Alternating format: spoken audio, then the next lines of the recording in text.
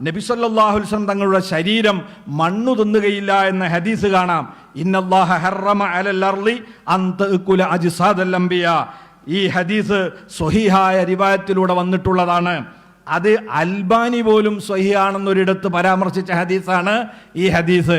എന്നാൽ കേരളത്തിലെ വഹാബികളും ജമാഅത്തെ ഇസ്ലാമിക്കാരും അവര് ബുദ്ധിക്ക് യോജിച്ച ഹദീസ് സ്വീകരിക്കാൻ പറ്റുകയുള്ളൂ എന്ന മാനദണ്ഡം വെച്ചതിൻ്റെ പേരിലാണ് ഈ ഹദീസുകളെ തള്ളിപ്പറഞ്ഞിട്ടുള്ളത്.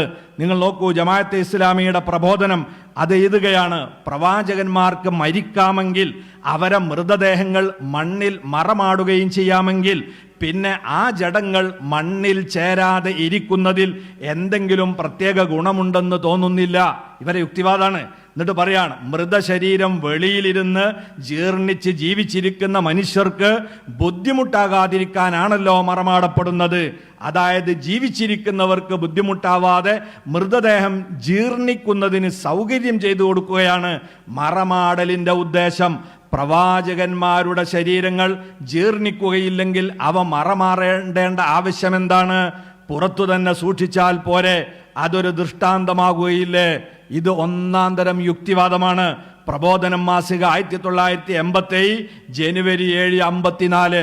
എന്തുകൊണ്ടാണ് സ്വഹീഹായ ഹദീസ് ഉണ്ടായിട്ടും ഇത് നിഷേധിക്കാൻ ഇവരെ പ്രേരിപ്പിച്ചത്? ഇവർക്ക് അവരുടെ ചെറിയ ബുദ്ധിക്ക് യോജിക്കണം, അത് മാത്രമേ അവർ സ്വീകരിക്കുകയുള്ളൂ എന്നൊരു മാനദണ്ഡമാണ്. ഇത് യഥാർത്ഥത്തിൽ ഹദീസ് നിഷേധം തന്നെയാണ്. ഇതേ ആശയം തന്നെയാണ് മുജാഹിദുകളുടെ അൽമനാർ 1985 സെപ്റ്റംബർ മാസത്തിൽ എഴുതിയത്. അവർക്ക് കിട്ടേണ്ടത് എന്താണ്? മരണപ്പെട്ടു പോയവർക്ക് പിന്നെ ഒരു ഫളലുണ്ടാകാൻ പാടില്ല. തവസ്സുലും ഇസ്തിഗാസയും തബറുക്കൊക്കെ എതിർക്കണം. അതിന് അവരെ പറ്റ നാമാവശേഷമായി പോയി എന്ന് പറയണം. ഇതിലെഴുതുകയാണ്, ഖബറുകളിൽ ജീർണിച്ച ജഡങ്ങളായി മാറിയ ആ പുണ്യാത്മാക്കൾക്ക് എങ്ങനെയാണ് മറ്റുള്ളവർക്ക് ഗുണവും ദോഷവും ചെയ്യാൻ കഴിയുക?